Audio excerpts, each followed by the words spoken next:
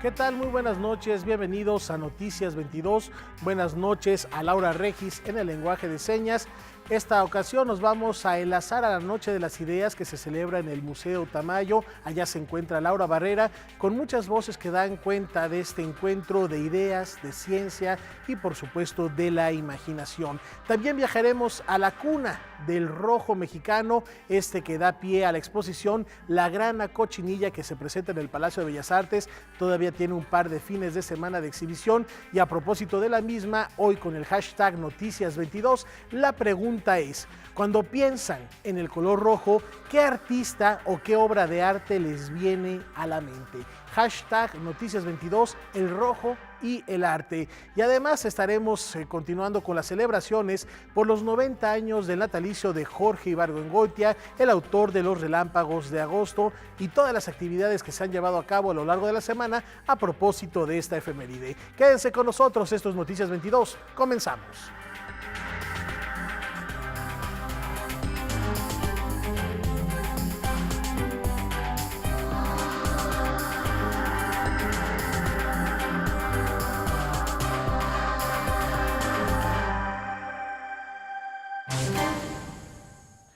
Más de 60 años después, los museos que resguardan la memoria de Diego Rivera nos comparten su bitácora de viaje a la extinta Unión Soviética, territorio que pisó en 2 ocasiones y que marcó profundamente su obra. 5 textos y una cronología exhaustiva de los 2 viajes de Diego Rivera a la Unión Soviética son compilados en el catálogo que acompaña a la exposición Diego Rivera y la experiencia en la URSS. El catálogo es sin duda alguna un documento de aporte dentro de la enorme bibliografía que hay de Diego Rivera. Sin embargo, esta es la única que aborda el tema como tal y como unidad. Hay un texto de Larisa Ivanova, quien trabaja en el archivo de arte y de literatura que concentra, hasta donde tengo entendido, varios archivos, y ella seleccionó lo que a su juicio era importante para que apareciera en este catálogo. En el catálogo se da cuenta del reencuentro que tuvo Diego Rivera con sus amigos rusos, conocidos previamente en Montparnasse, y de diversos episodios vinculados con su obra y archivos. Está el del doctor Javier Guzmán Urbiola, que aborda la figura de Teresa Proenza, última secretaria de Diego Rivera, quien ella misma era militante del Partido Comunista, y ese archivo de Teresa Provenza, que hoy tiene Bellas Artes en el Centro Nacional de Investigación y Documentación de Artes Plásticas, le fue entregado a él personalmente. Está el texto del maestro Juan Rafael Coronel Rivera, que aborda el tema sobre la película, la filmación de la película, de la última exposición de Diego Rivera, que se hace en 1956. Después está el texto de otro investigador norteamericano, Tony Wood, quien ha estado en Rusia, él es más historiador y sociólogo que historiador del arte, y él nos pone la escena política en la que se encuentra la Unión Soviética en 1927. Queríamos de alguna manera aglomerar estos 2 periodos que Diego Rivera estuvo en la Unión Soviética. Algo bien importante de mencionar es que esta es la vez primera que se realiza un estudio claro y puntual acerca de tanto de las piezas, pero sobre todo sobre estas 2 etapas en las que solamente creíamos que eran piezas de alguna manera anecdóticas y nunca se había realizado un estudio de verdad. Un poco el texto que realicé está enfocado en saber cuáles son los elementos bajo los cuales Diego realizó su obra mural y también su obra de caballete, y que tiene una clara influencia de la Unión Soviética y sobre todo de estos 2 viajes. Noticias 22, Víctor Gaspar. Fundamentales las ideas que abrazó en la extinta Unión Soviética Diego Rivera para comprender su obra, una de las aristas fascinantes, y también poder acercarnos a las múltiples facetas de este gran creador mexicano. Y les comento que durante 2 días expertos en urbanismo, arquitectura y desarrollo sustentable se congregan en la capital de la República para pensar cómo construir una mejor ciudad tras las lecciones que nos dejaron los sismos del pasado mes de septiembre. ¿Qué cambió?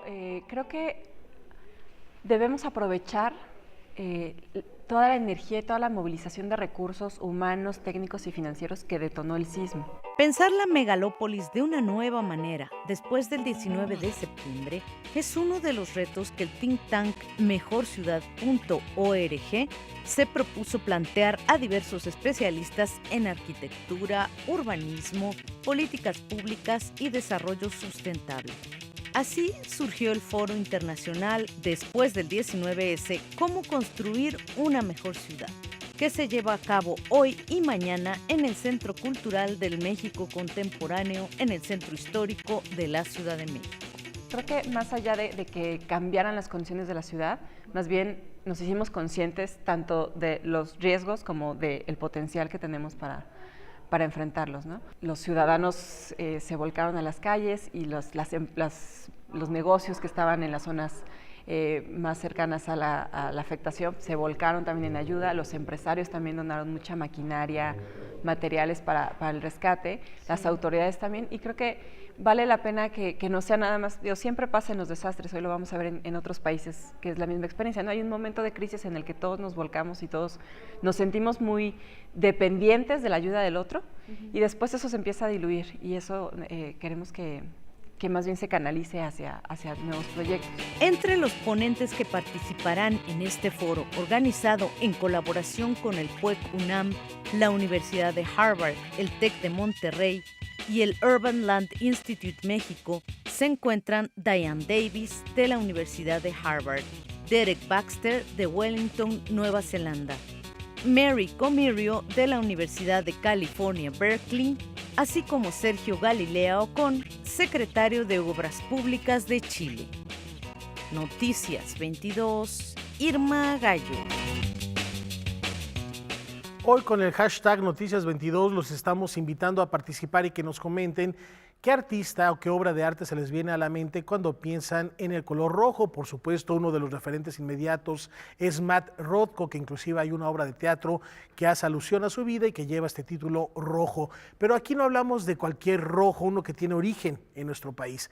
Van Gogh, Rubens, Rembrandt fueron algunos de los artistas que hicieron uso de esta incomparable tonalidad, misma que fue símbolo de poder y motivo de ostentación entre la nobleza europea. No obstante, sus orígenes son mucho más humildes, y esta es la historia de la grana cochinilla, el parásito mexicano que conquistó el orbe. Benigno Rodríguez es uno de los cientos de productores de grana cochinilla que hay en el país. Él cuida, alimenta y procesa este insecto parásito que no alcanza más de 6 milímetros de tamaño y que se alimenta de las pencas del nopal. De las hembras es de donde se extrae el rojo carmín, que se utiliza desde la época prehispánica hasta nuestros días. Como se alimenta de la salvia del nopal, prácticamente viene siendo un producto natural. Cuando nosotros extraemos el carmín o el rojo carmín, prácticamente vamos a obtener un color natural. Por eso es que la industria alimenticia pues lo busca mucho, la farmacéutica pues no se diga. Las nopaleras son cultivadas y una vez que tienen el tamaño adecuado son cortadas y trasladadas a un invernadero para tener un mejor control. Para la producción de la grana cochinilla necesitamos el nopal, prácticamente el que se le llama nopal verdura, el que no tiene mucha espina. Una vez de que se trae el nopal de las nopaleras, se hace una limpieza, se le quita, no sé, toda la suciedad que pueda traer, algunos huevecillos de algunos otros insectos, se queda limpio, se infesta, es decir, se siembra el nopal con muchos huevecillos de las granas hembras, que son las que producen el colorante, y se van a dejar ahí durante 90 días. Entonces hay que darles un hábitat, hay que darles sus ambientes y hay que darles sus tiempos para tener una buena producción. Una vez que se recolecta la grana cochinilla de las pencas, se les hace un estudio para saber el nivel de concentración de ácido cármico, ya que entre más alto, más valor y colorante tendrán. Se puede tener una grana seca de color plateado libre de hongos. Se puede vender en este estado o ya procesada, dependiendo el uso que tendrá. La industria textil la usa seca. La grana pulverizada limpia se usa para la industria alimentaria, ya que no es tóxica, así también para la realización de cuadros y obras de arte. Por último, se tiene el carmín para la industria farmacéutica. De una bolsita, por ejemplo, esta que es de 250 gramos, para yo obtener 250 gramos de cochinilla, necesito tener 1 metro cuadrado de producción de grana, que viene siendo cerca de 200 pencas, con una infestación del 80 al 90%. Y estamos hablando de 90 días, que son 3 meses aproximadamente en época de verano, o 4 meses en época de frío.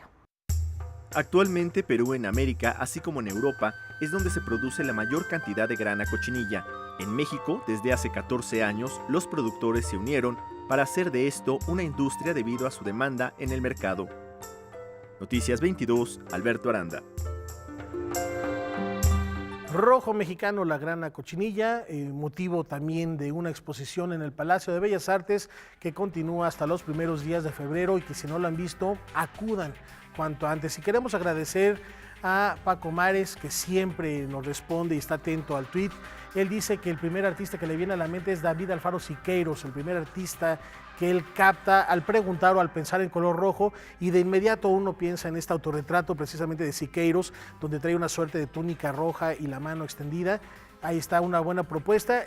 Indiscutiblemente David Alfaro Siqueiros, siendo uno de los grandes muralistas de nuestro país, utilizó también la grana cochinilla. Y a propósito de esto, nos vamos a una pausa, pero reiterándoles también la invitación a que se queden en sintonía de Canal 22 después de esta emisión de noticias, para que descubran qué hay detrás de este insecto que tiñó el arte de rojo mexicano. Esta noche Canal 22 estrena precisamente Rojo Mexicano, la grana cochinilla en el arte, un programa especial de la Dirección de Noticias que tendrá retransmisión el domingo 28 a las 4:30 de la tarde, pero hoy es una gran oportunidad para seguir pensando el arte en rojo, para seguir pensando a México en el mundo a través de este singular color. Una pausa y más aquí en Noticias 22.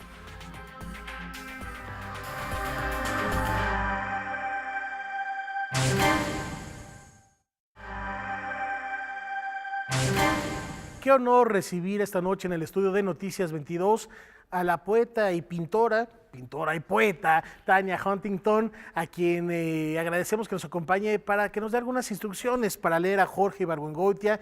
El lunes pasado celebrábamos 90 años del natalicio de este cuentista, cronista, poeta, un hombre polifacético con gran sentido del humor, y quien ha sido también motivo de varios homenajes, entre ellos uno en el que participó Tania, y de lo que nos viene a platicar esta noche. Gracias por acompañarnos, bienvenida. Muchas gracias por la invitación a poder invitar a la gente a la lectura de Jorge Ibargüengoitia. Siempre es un placer y pues una especie de honor. Yo que como extranjera de origen pude aprovechar esas instrucciones para vivir en México, digamos, pues le debo mucho y sobre todo todos le debemos mucha risa, porque realmente es un autor cuyo enfoque cómico fue sui generis en su momento. Esto es muy interesante y me encanta que lo comentes de entrada, Tania, como extranjera. Tú llegas de Estados Unidos en los años 90, en 1991 aproximadamente. Así es. Entonces te topas con el arte mexicano en general, pero con un artista polifacético, como también lo eres tú, como lo fue Jorge Ibargüengoitia. ¿Cuál es tu primera impresión como extranjera al reconocer a un personaje como Jorge? Pues para mí es interesante porque justamente un momento en que hay muchos narradores que están, digamos, con este afán titánico de escribir la gran novela latinoamericana y bueno, varios de ellos sí lo logran, de hecho, digamos, comparado con un Fuentes, un García Márquez. Aquí tenemos a Ibargüengoitia, que, digamos, si lo podemos comparar con Kafka de alguna manera, representa una especie de literatura como arte menor, pero no por eso menos especial e importante. Y realmente esa manera de como sacar el volumen flaco, pero que dice tanto, me parece que es algo muy loable y digno realmente de nuestro respeto y de nuestra lectura. Pero más allá del cuentista, porque finalmente este relato breve estuvo muy presente, también está Jorge el novelista, Jorge el cronista, y quién sabe, esta muerte temprana, lo podemos decir en este accidente, cuando iba a recibir un premio en Colombia, hubiera impedido que escribiera esta gran novela latinoamericana. Un poco lo que yo estaba hablando la otra noche en el Centro de Creación Literaria Javier Villarrutia, donde tuvimos uno de los homenajes a Ibargüengoitia, es que me parece que con este terrible golpe que le cega la vida demasiado temprano, 55 años. Es una especie de victoria de la tragedia sobre la comedia, ¿no? Que la mejor manera en que podemos cobrar la venganza es leyendo esa obra truncada, pero muy variada y muy rica que nos dejó un poco para defender la comedia a pesar de las tragedias que nos pueden tocar, ¿no? Como solo Jorge sabía hacerlo. Tania, te invito a ver una de las imágenes a lo largo de esta semana, ya lo comentamos, ha habido varias actividades conmemorativas y el INBA puso en marcha un proyecto para recordar a Jorge Ibargüengoitia y estas son las voces que se reunieron a propósito del mismo. Para recordar y homenajear a Jorge Ibargüengoitia, por sus 90 años de nacimiento, se organizó una serie de proyecciones en la Cineteca Nacional. La última será el 29 de enero y se proyectará la película Estas ruinas que ves, con los comentarios de Paulette Jonguitut. La entrada es libre. Además, en la ciudad de Guanajuato se inauguró la exposición Los Pasos de Jorge Ibargüengoitia. La exposición en Guanajuato es en el Museo del Pueblo de Guanajuato. Está conformada por archivos, documentos, fotografías que Joy Laville, su compañera de Jorge, ha compartido con la Coordinación de Literatura para que el público, los lectores y algunas otras personas que todavía no conocen la obra de Jorge Ibargüengoitia se adentren y conozcan un poco más de.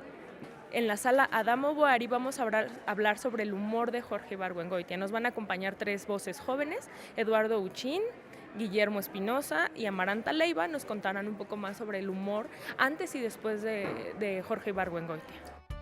Noticias 22, Alberto Aranda. Bueno, Tania, ya vemos aquí también fuente de inspiración, bueno, fue dramaturgo, pero para hacer cine, para hacer piezas también de obras plásticas, y me llama la atención algo que comentabas antes de ir a esta pieza, donde dices encontrar el triunfo de la tragedia sobre la comedia, pero también la otra cara que nos regaló Jorge, un claro ejemplo, su libro Las Muertas, donde a pesar de tener un tema tan escabroso, acabamos riéndonos de la situación. Esa era la magia de Jorge. De alguna manera sí, y me gusta pensar además que como él era una especie de dramaturgo frustrado, si tomamos un paso más atrás, su familia de hecho quería que él fuera ingeniero. Sí. Y a mí me gusta pensar que en lugar de las magnas obras negras que ellas pensaban, estos parientes de Guanajuato, que él iba a sacar, pues sacó otro tipo de magnas obras negras, ¿verdad? En que no hay tema histórico o de actualidad que no sea digno de prestarse para la sátira, de clavar esa garra, digamos, que nos duele, pero nos hace reír a la vez. Iba a ser ingeniero, pensaban que iba a sacar a la familia de la pobreza y se abocó al arte, a la literatura. Eso también es muy circunstancial y muy interesante. Y retomando el relato breve de Ibargüengoitia, tú comentaste durante esta presentación quizá una de sus obras cumbres de recopilación de cuentos, que es La Ley de Herodes. Así es, La Ley de Herodes, cuyo título nos lleva automáticamente a terminar el refrán en la cabeza. No lo haremos aquí en la televisión. ¿Por qué no? Me imagino que está en contra de las reglas, pero justamente romper las reglas era un fuerte de Ibargüengoitia. Y a mí lo que me fascina justamente de esa colección de cuentos es que sí se mete con medio mundo, pero sobre todo consigo mismo. Y ese afán autocrítico es otra cosa que es, digamos, raramente visto en las letras en general y en nuestras letras en particular. Era una especie de escritor antisolemne y sobre todo consigo mismo. Del primero que se ríe es de Jorge Ibargüengoitia, con todas sus letras. Lo que habla también de la sabiduría y de la filosofía de abrazar el mundo. Y ya veíamos en la nota anterior cómo se le rinde un homenaje también a la Cineteca Nacional, pero ¿cuál era la relación de Jorge con el cine?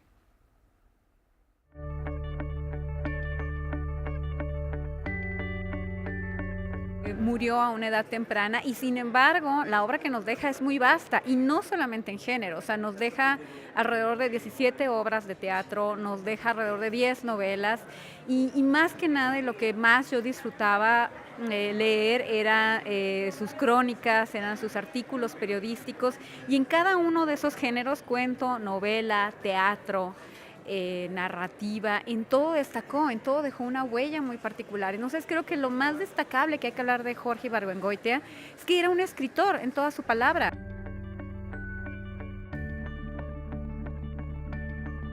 Se han hecho 3 películas de sus novelas: Maten al León, Estas ruinas que ves, y la que vamos a ver ahora, Dos crímenes. Jorge manejaba mucho en su narrativa el diálogo, o sea, Jorge sí tenía un oído, aunque rezongó muchísimo del teatro ya al final, sí tenía un oído para el diálogo y para este lenguaje de los personajes que se oye tan natural, tan orgánico, que en el momento en que tú trasladas un texto narrativo como una novela a un guión de cine, los diálogos ahí están ya en la novela, no hace falta adaptarlos mucho. Incluso el trabajo que hizo Snyder aquí en Dos crímenes, él mismo lo dice. Muchos textos, muchos diálogos, la mayoría de ellos están tal cual en la novela, en la película. Sí hay una adaptación estructural, sí hay un trabajo de guionismo, que es un trabajo aparte, pero las historias de Jorge son, y creo que van a ser siempre muy teatralizables, muy hechas películas, porque sus personajes son materia viva, orgánica, hablante, pensante, que están latiendo en cada momento. Bueno, Tania, aquí se refuerza lo que comentabas del dramaturgo frustrado. Ahí están esos diálogos que de alguna manera van tejiendo las historias y nos transportan a ese Cueva-no-Cue en el que transforma la ciudad de Guanajuato. Así es, y además, pues, el ritmo, diría yo, y la chispa se prestan también muchísimo para esos diálogos. Y bueno, puede haber sido un dramaturgo frustrado en cierto sentido, pero eso no significa que no haya tenido también publicadas obras de teatro, incluso obras de teatro para niños, ¿no? Que todavía pues son dignas de representarse y de disfrutarse. Acabas de tocar otro punto nodal. Jorge Ibargüengoitia es un hombre que también trasciende generaciones. Uno lo puede leer de joven, lo puede leer de adulto y va encontrando diferentes Jorges. Desde luego, yo creo que puede dar para muchas lecturas desde distintas edades, pero también en distintas geografías. Y a mí me encantaría que a través de esos homenajes realmente hiciéramos un llamado para que se disfrutara más la literatura de Ibargüengoitia, digamos, más allá de nuestro contexto inmediato, ¿no? Regionalmente o a nivel de otros idiomas también. ¿Tú has tenido la oportunidad de leer en otro idioma, en inglés? Fíjate que no, porque es tan disfrutable en español que dije no vaya a ser que se me quite el gusto, pero como traductora literaria me encantaría algún día aventarme el reto enormísimo de traducir alguna de sus obras al inglés, ¿cómo no? No, pues estaremos muy al pendiente de ello. Tania, no nos vamos a despedir, vamos a seguir platicando en un momento más de Jorge Ibargüengoitia, porque ya lo decías que te ayudó también a sobrevivir en este país y de manera particular en esta ciudad, y les vamos a explicar por qué. Pero antes te invito a que nos enlacemos al Museo Tamayo. Allá se encuentra mi compañera Laura Barrera, porque la imaginación es poder y se celebra esta noche, la noche de la imaginación, la creatividad. Se hacen presentes. Laura, ¿cómo estás? Hola, ¿qué tal, Rafa? Amigos de Noticias 22, qué gusto saludarlos desde la entrada del Museo Rufino Tamayo de Arte Contemporáneo, que ahora presenta una noche llena de ideas, 6 horas aquí en la Ciudad de México, pero son 40 en todo el planeta. Vamos a tener la oportunidad de descubrir universos a partir de la música, del cine, de la sociología, de la filosofía, de la ciencia. Karine Delplanque, que se encuentra aquí conmigo, es un honor tenerte, Karine. Es agregada cultural de la Embajada de Francia en México. Nos va a platicar acerca de la idea que se planteó en esta ocasión, Karine, que es la imaginación toma el poder. Estamos en un momento en el cual hay problemas en todo el planeta, viviendo momentos difíciles, no solamente en México, sino en muchísimas otras partes del mundo, y la imaginación probablemente nos pueda ayudar en esto. Sí, muchas gracias por invitarme. Es un gusto estar aquí y estar con el público mexicano para hacer esta segunda edición de la Noche de las Ideas aquí en México, segunda edición aquí en el Museo Tamayo. Y para nosotros es muy importante que eso tiene lugar en un museo porque es un lugar donde cada uno, los artistas claramente, se pueden expresar. Y esta manifestación, este evento, es un evento en todo el mundo. Empezó en las islas Fiji y van a terminar en Vancouver. Entonces son muchas horas de noche de las ideas. Esperamos encontrar también y escuchar nuevas ideas. La idea atrás de todo eso es que las ideas nos ayudan a cambiar el mundo. Entonces, eso es un evento para dar también el gusto, la energía al público de, con su imaginación, de tomar el poder. Karine, platícanos muy brevemente qué es lo que se va a ver esta noche en Abuelo de Pájaro y de recordarles, Rafa, que pueden venir. Esto va a estar desde las 6 de la tarde y hasta la medianoche. Rápidamente, ¿cuál es el panorama general, Karine? Bueno, hay muchas cosas. Hay charlas, son 4 charlas. Una que es más científica, la otra es más artística, otra que es más con urbanistas y la última es política. Y cada vez vamos a intentar hablar de qué mundo queremos construir para el futuro, o para mañana, o para hoy. Muchísimas gracias, Karine. Va a haber música, hay interludios musicales riquísimos, así que si se pueden dar una vuelta, aquí estamos en el Museo Rufino Tamayo Arte Contemporáneo. Regresamos contigo, Rafa. Muchas gracias, Laura. Por supuesto, estaremos allá antes de la medianoche para celebrar esta Noche de las Ideas. Vamos a una pausa, hashtag Noticias 22. ¿Qué les viene a la mente cuando piensan en el color rojo, en qué artista, en qué obra de arte? O también pregúntenos y platíquenos algo de Jorge Ibargüengoitia, aprovechando la presencia esta noche de Tania Huntington en el estudio. Ya volvemos.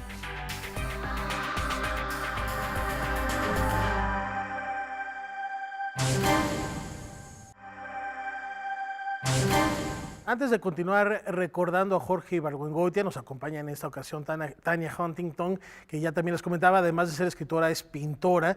Y a propósito del hashtag que estamos compartiendo de Noticias 22 para que nos digan qué piensan en el color rojo, bueno, ella también está involucrada con la exposición de Rojo Mexicano, La Grana Cochinilla en el Arte, y nos dice que nos platicabas. ¿Qué te viene a la mente?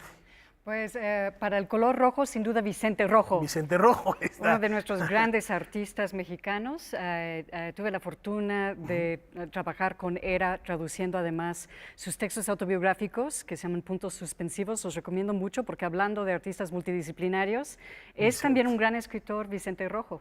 Ahí está la invitación. Y tú ayudaste también a la traducción del catálogo. Bueno, de eso me gano la vida, ya sabes.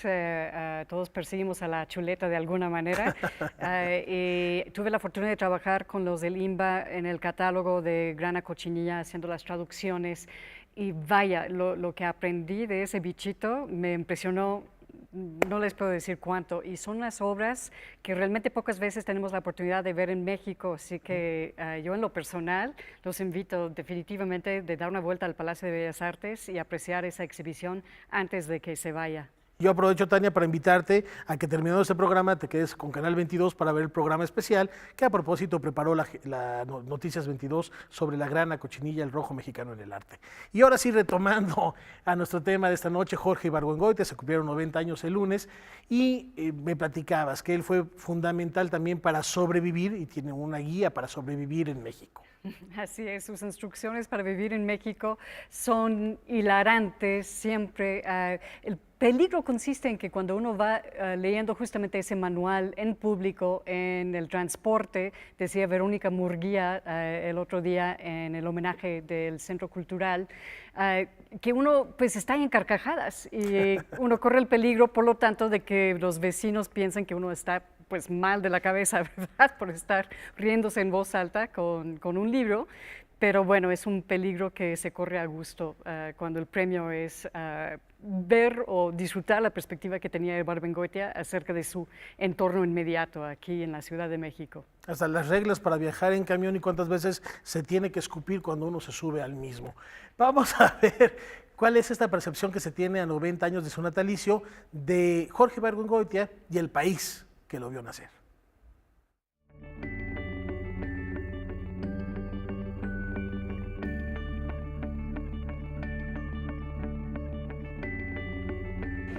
Él escribía del país en el que vivía, el país que mejor conocía era México, en él había crecido y en él es donde daba sus caminatas, veía, observaba y sufría y desde el albañil hasta sus tías ricas venidas a menos, él es lo que vivía. Yo creo que Jorge era un gran observador de la vida cotidiana y eso es lo que lo hizo tan particular dentro de su propia generación. Él irrumpió en todo eso y habló de lo cotidiano, habló de las costumbres, habló de lo que somos como mexicanos, pero más que nada como seres humanos, egoístas, ojetes, interesados,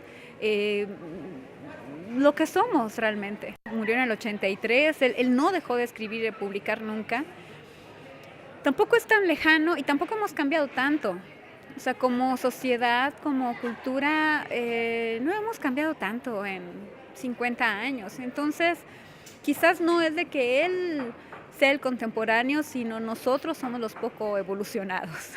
Digamos, puede tratar un hecho trágico, no sé, como el fracaso de la Revolución Mexicana en los relámpagos de agosto, de una manera, y bueno, y el humor es justo lo que le permite mostrarlo en toda su dimensión, ¿no? Quizás si lo abordara de manera directa, no tendría la misma lectura.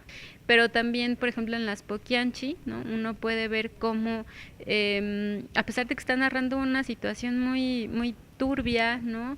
Muy densa, muy violenta también, es capaz de hacerlo con cierta naturalidad, ¿no? Y esa naturalidad creo que la da por un lado el humor, pero por otro lado también un cierto recurso que se llama prolepsis, ¿no? Que es adelantar ciertos aspectos de lo que va a ser narrado, y yo creo que eso es lo que va permitiendo digerir la anécdota que se está narrando. Lo que nos acusaron no lo es, porque nosotros también fuimos secuestradas, fuimos vendidas, fuimos... Bueno, Tania, tenemos un hombre que no pasa de moda, con una vigencia espectacular. ¿Qué tan cierto será que estamos estancados como sociedad y será algo que solo se da en México? Tú como extranjera, ¿es un fenómeno global o es un fenómeno local? Bueno, yo diría que el contexto sí ha cambiado, me parece, desde la Guerra Fría, con su cultura, digamos, dividida, dicotómica, que le tocó a Ibargüengoitia y de la cual se mofa bastante, digamos, en los cuentos otra vez de la ley de Herodes. Ese contexto ha cambiado, digamos, nada es igual después de ese periodo y con el advenimiento del TLC, y sin embargo, obviamente, nos aquejan problemas muy fuertes y a veces son los mismos problemas de siempre. Lo que a mí me parece que Ibargüengoitia diría, quizás, o escribiría, es que la comedia es el género más subversivo que hay, la sátira en particular. Así que, pues, si de alguna manera vamos a tener una respuesta ante esta realidad tan cruenta, ¿por qué no operar con la comedia y con la sátira, que es la mejor arma de todas? Y por lo que hemos visto, pues, una arma duradera. Sonreírle a la vida ante cualquier adversidad, finalmente. Y platícame, ¿cuál es el libro? Bueno, yo sé que tienes una especial inclinación por la ley de Herodes, pero algún libro que quieras recomendar a alguien que no ha leído quizá nunca Jorge Ibargüengoitia, ¿qué le recomiendas? ¿Por cuál empezaría? Me encantaría que empezaran por donde yo empecé, con una novela que se llama Maten al León, que le ganó el premio de Casa de Américas, no me acuerdo del año ahorita, pero justamente, digamos, ficcionaliza el ámbito de una isla que se llama Arepa, y es una trama que tampoco envejece, es como una novela de dictadores o de un dictador en particular que quizás nos pueda iluminar hasta la fecha. Bueno, antes de matar al león, vamos a conocer un poco más del sentido del humor de Jorge Ibargüengoitia.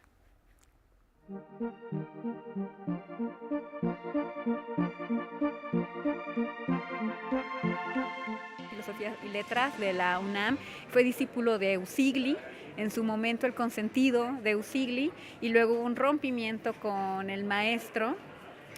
Y de hecho en entrevistas que hay con Jorge lo puedes escuchar a viva voz, no hay ninguna interpretación mediante.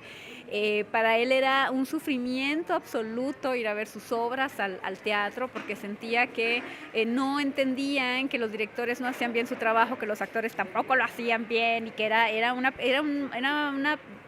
pesadilla para él ponerse a ver las obras de teatro, ¿no? Entonces ya al final sí hubo como un rompimiento también con la gente de teatro, digamos, y se volcó a la narrativa, a las novelas y a todo lo que nos dejó, cuentos también. Bueno, es un gran cuentista.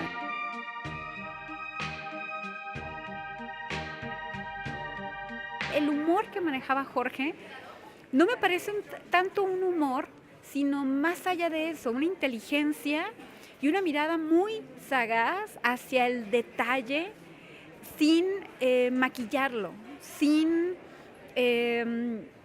llenarlo de flores y de cosas parnafernarias, nada. Su mirada era muy, muy precisa en el detalle, que a la vez nadie dice, pero todos vemos. Pues es una mirada muy crítica, es una mirada mordaz, ¿no?, sobre lo que está sucediendo, y es también una mirada muy clara, ¿no?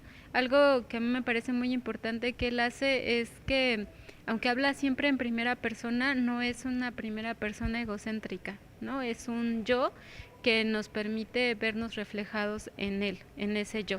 Y finalmente en ese yo estamos todos los mexicanos, ¿no? De ahí que sea tan importante el humor, porque el humor es justo lo que permite que se pueda ver a sí mismo y reírse, ¿no? Y nosotros también nos podemos ver en todo eso que narra y también nos reímos, ¿no? Y eso de alguna manera es lo que, o sea, esa risa, ¿no?, ese humor es lo que nos permite de pronto sobrellevar muchas de las situaciones que en otro contexto pues serían fulminantes, ¿no?, por el horror que implican. Les recordamos que los homenajes a Jorge Ibargüengoitia continuarán no solo esta semana, este fin de semana, sino a lo largo del año, porque bien vale la pena recordar a 90 años de su natalicio al autor de Los Relámpagos de Agosto, uno de los imprescindibles de la literatura nacional. Tania, ¿algún comentario final sobre Jorge? Que el mejor homenaje es leerlo, así que les invito a correr a la librería más cercana, a adquirir algún tomo que lleve el nombre de Ibargüengoitia y disfrutar la lectura. Y sálvese quien pueda. Oye, antes de despedirnos rapidísimo, agradecemos mucho tu presencia para hablar de Jorge Ibargüengoitia, pero también platícanos, tú tienes un proyecto en puerta, hace 3 años presentaste una exposición donde navegabas precisamente entre la literatura y la plástica, y ahorita ya hay algo en el tintero que tiene que ver con eso. Así es, hace unos años empecé un proyecto que tiene que ver con la naturaleza mexicana y que involucra pues varias disciplinas, pintura, fotografía, hasta performance y sobre todo poesía, y tengo la gran fortuna de poder publicar esa colección en traducción de Hernán Bravo Varela este año en el sello editorial de Almadía, que además es una editorial que admiro muchísimo, así que para mí son buenas noticias. Nos avisas para presentarlo de inmediato. Muchas gracias. Tania Huntington, aquí en Noticias 22, nosotros nos vamos a ir a una pausa, pero los dejamos antes con lo que está sucediendo allá en el Museo Tamayo en la Noche de las Ideas.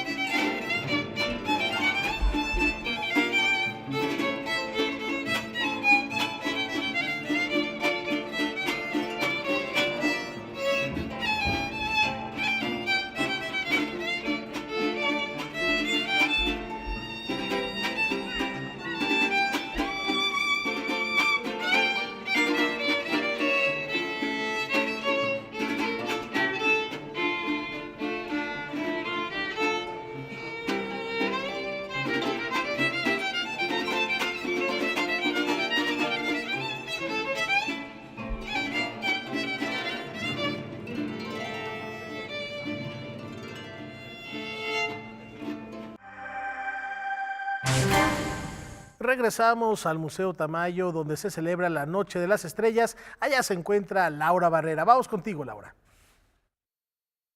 Rafa, estamos aquí de regreso en el Museo Rufino Tamayo de Arte Contemporáneo platicando acerca de la Noche de las Ideas, que en esta ocasión tiene como eslogan la imaginación al poder, que es un eslogan que se tomó del Mayo francés de 1968, que desencadenó muchos movimientos sociales juveniles en todas partes del mundo, incluyendo desde luego nuestro país. La madrina de este evento, una impulsora importante de este acontecimiento de origen nigeriano, es la escritora Chimamanda Ngozi Adichie, que bueno, pues es un personaje importante en la defensa de los derechos de las mujeres y los derechos humanos en general. Estamos con Eric Namur, quien es el curador musical. La música también tiene muchísima importancia en la Noche de las Ideas. Eric, que además es director del festival, fundador del festival El Nicho. Platícanos en el caso de la Noche de las Ideas, ¿cuál es la idea musical que atraviesa todas estas 6 horas en el caso de México, que tendremos actividades muy diversas que incluyen cine, charlas, literatura, música, urbanismo? Pues digamos que yo curé la parte del año pasado, que era sobre el tiempo, y fue 2 conciertos, y esta vez quisimos justamente usar la parte del poder, ¿no? De retomar un poquito la idea de la imaginación al poder, y sabiendo que unas 2 semanas abre la de Antonin Artaud, y fue un poquito pensar cómo podemos interrumpir y también que la noche fluya en función de protestas o cosas similares a cómo la música puede dar un ritmo. Y en vez de ir sobre lo experimental contemporáneo, hicimos una parte experimental, pero también folclórico. Entonces, ahorita estamos oyendo algunas piezas sonoras de Artaud y cosas surrealistas, o de los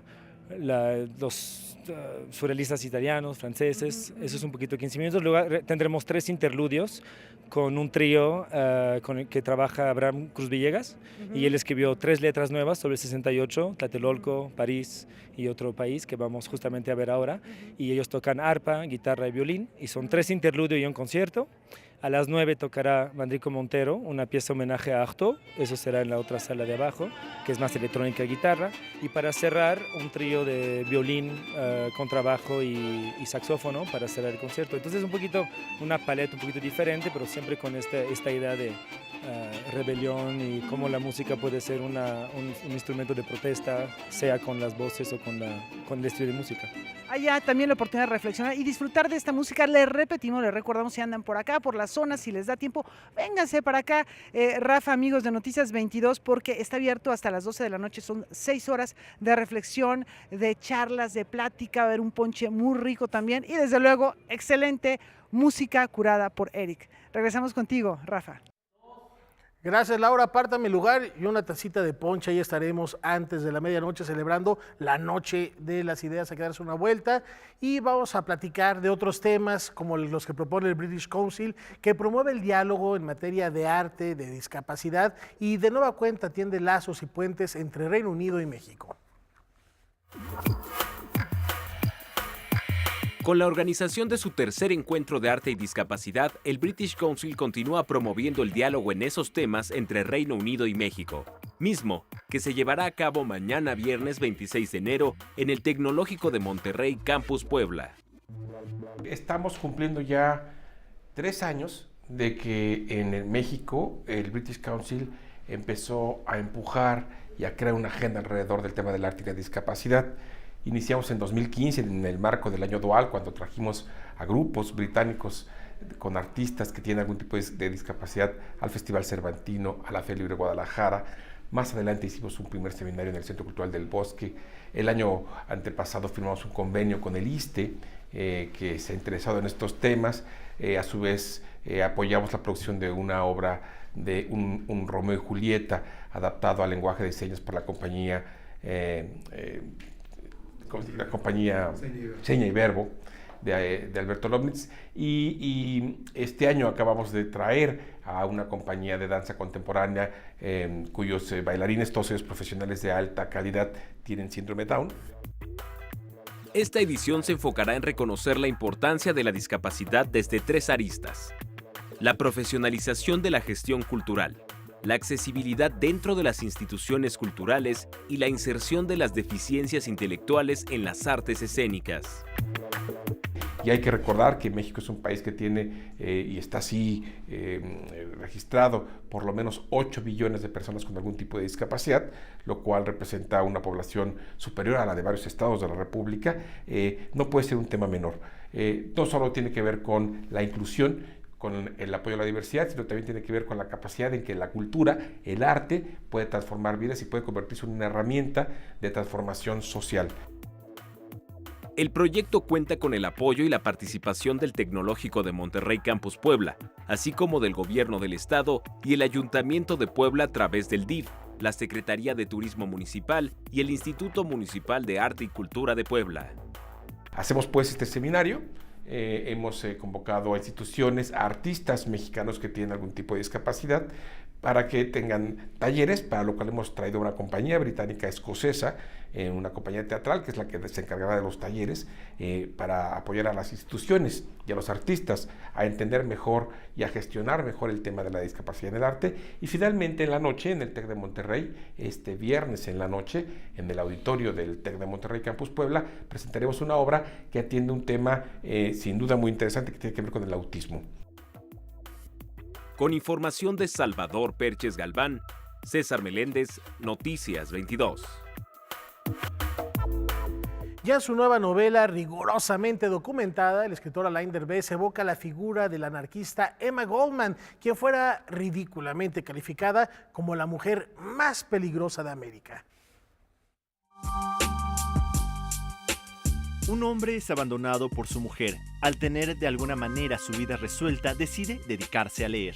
Al pedir sugerencias, se topa con Emma Goldman, mujer anarquista, incómoda en su época, pero que logró cambios importantes. Esta es la trama de la novela Antes muerto de Alain Derbez. Esta es la historia de Emma Goldman y de muchos otros anarquistas que están presentes en el libro, en la novela. Pero es también la historia probablemente de no solamente quien lee estas biografías y estos libros, es el encuentro de la reivindicación del anarquismo como una opción real, sobre todo ante los excesos del poder en estos días y en el siglo pasado. Es la pregunta de por qué los libertarios hacen su autobiografía. La revolución les permite pensar en tratar de hablar de ellos mismos, no por cuestiones egoístas o egocéntricas, sino por cuestiones de ejemplaridad. Este personaje abre los ojos a partir de las lecturas que se encuentra, y es que Emma Goldman luchó por una jornada de trabajo justa, por los derechos de los trabajadores y el amor libre, en síntesis, por el derecho a la autoexpresión. Era una persona, Emma Goldman, que vivió muchísimas realidades y las trató de contagiar a todos para que entendieran otras versiones de él, no las oficiales. Yo creo que es un personaje interesantísimo, pero Emma Goldman está allí, como también está Buenaventura Durruti, como está Ricardo Mestre, este anarquista, gran amigo mío que estuvo en México, catalán, viviendo en México después de la Guerra Civil. Es un llamado a la utopía, pero no a la utopía pensándola como algo irrealizable, sino como la única alternativa que tenemos en los momentos en los que estamos insertos en México y en el mundo entero, para darnos cuenta que tenemos una alternativa y que no nos la da el Estado y que no nos la da la democracia o el autoritarismo tal como lo entendemos. Entonces, Noticias 22, Alberto Aranda. Estamos así llegando al final de Noticias 22, agradeciendo el favor de su compañía. Gracias también por sus tweets. Ahí nos llegó uno muy frugal a propósito de la relación del rojo con el arte, haciendo referencia a Tamayo y sus sandías y a Marta Chapa y sus manzanas. Gracias por haberse comunicado con nosotros. Nos vamos con música de Antonio Carlos Jobim. Tom Jobim, este músico brasileño, nacido un día como hoy, pero de 1927, que incursionó en la música clásica, en el jazz y por supuesto en el bossa nova, dándole un nuevo color a estos ritmos brasileños. Aguas de Marzo, uno de sus temas más emblemáticos. Grabó La chica de Ipanema con Frank Sinatra y por supuesto Desafinados, otro de los grandes temas que quedan en la memoria. Tom Jobim, para despedir Noticias 22, la cita mañana en el horario de costumbre. Gracias, buenas noches.